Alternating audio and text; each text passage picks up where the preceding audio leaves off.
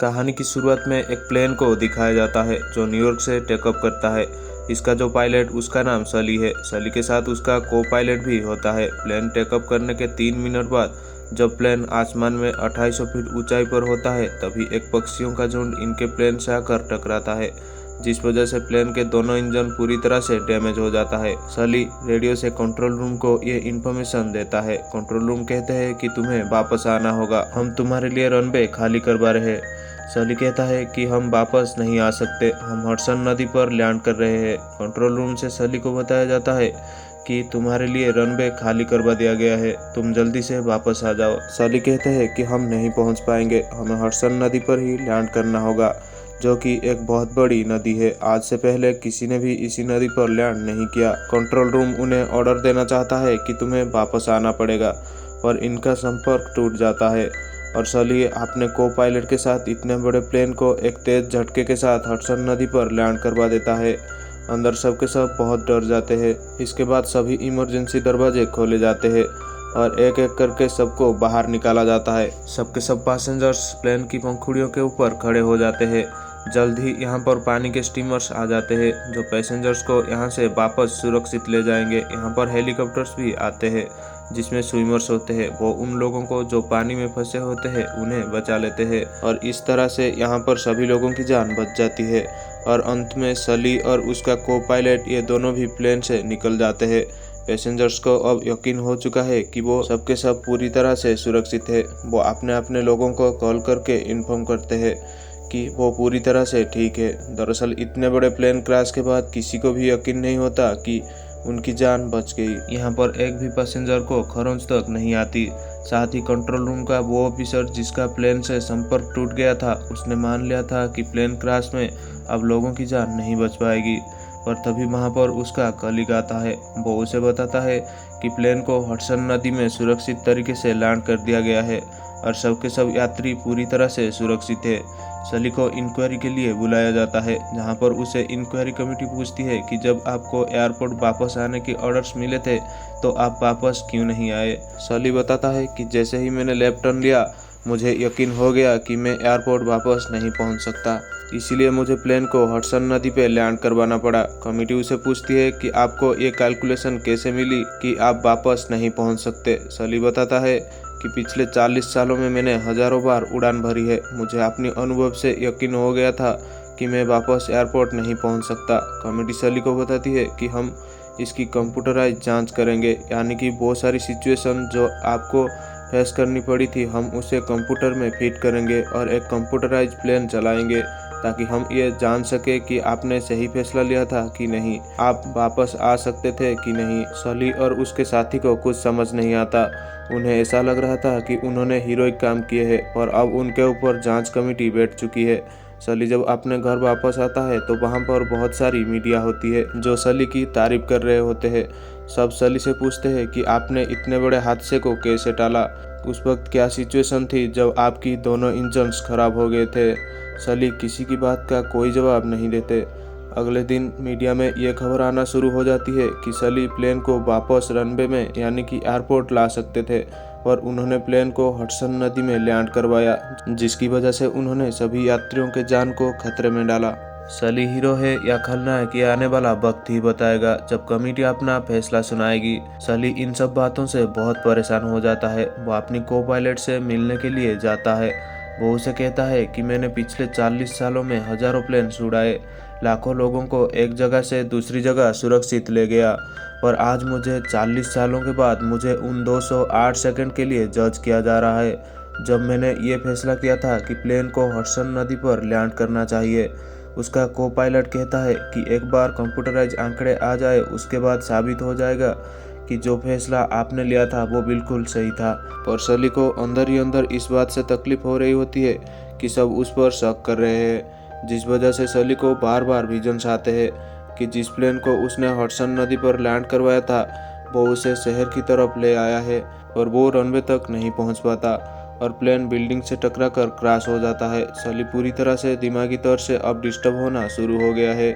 उसे एक बार फिर से इंक्वायरी कमेटी बुलाती है और बताती है कि पंछियों के टकराने के बाद भी तुम्हारी प्लेन की लेफ्ट इंजन पूरी तरह से ठीक था। अगर तुम चाहते तो एयरपोर्ट वापस पहुंच सकते थे। सली कहता है कि मैं उस इंजन को देखना चाहूंगा। इंक्वायरी कमेटी कहती है कि प्लेन क्रैश के बाद वो हिस्सा पूरी तरह से डैमेज हो गया। सली कहता है कि प्लेन क्रैश नहीं हुआ था, मैंने उसे हडसन नदी पर लैंड किया था।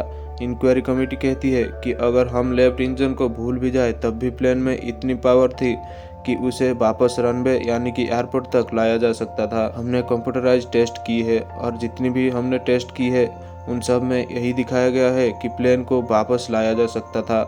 सली कहता है कि मैं उन सभी मापदंडों को देखना चाहूँगा जो इस टेस्ट में इस्तेमाल किए गए हैं। इंक्वायरी कमेटी सली को कहती है कि इस वक्त हम आपके साथ कोई भी इंफॉर्मेशन शेयर नहीं कर पाएंगे। एक बार पूरी तरह से टेस्ट कंप्लीट हो जाए इसके बाद हम आपको सभी इंफॉर्मेशन देंगे। दरअसल सबका मानना यह होता कि सली ने गलती की, उसे वापस एयरपोर्ट रनवे पर आ जाना चाहिए था। और अगर ये बात साबित हो गया कि सली ने गलती की तो उसका एक पायलट के तौर पर हमेशा के लिए करियर पूरी तरह से खत्म हो जाएगा।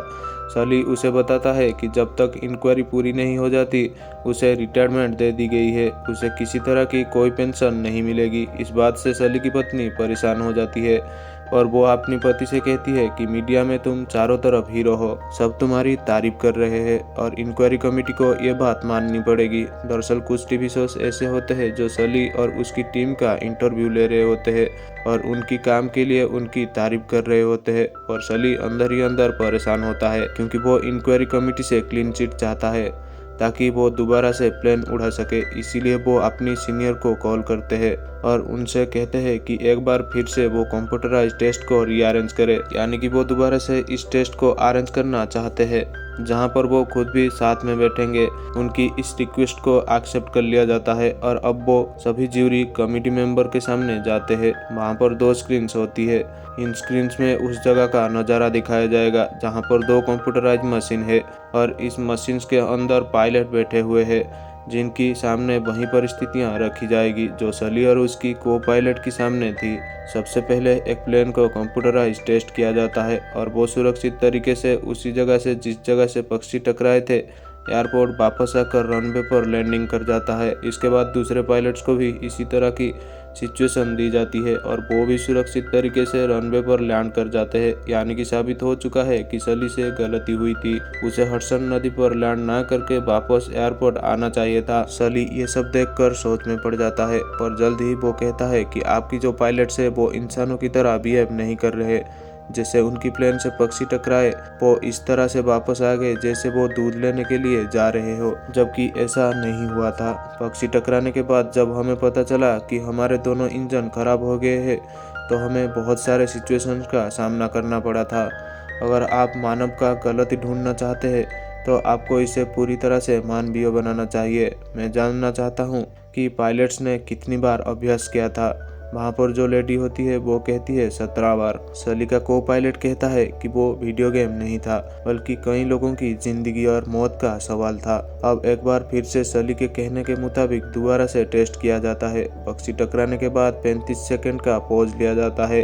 ये वो वक्त था जब सली और उसके को पायलट को जानने में वक्त लगा था कि इनके दोनों इंजन खराब हो चुके हैं और अब कंप्यूटराइज टेस्टिंग में पक्षियों के टकराने के बाद 35 सेकंड का पॉज लिया जाता है। इसके बाद प्लेन को रनवे की तरफ मोड़ा जाता है और वो रनवे तक नहीं पहुंच पाता, उसे पहले ही लैंड हो जाता है, यानी कि पहले टेस्ट के मुताबिक सली ने सही फैसला लिया था। इसके बाद और एक बार फिर से इसी तरह से टेस्ट किया जाता है और इस बार भी प्लेन रनवे तक नहीं पहुँच पाता।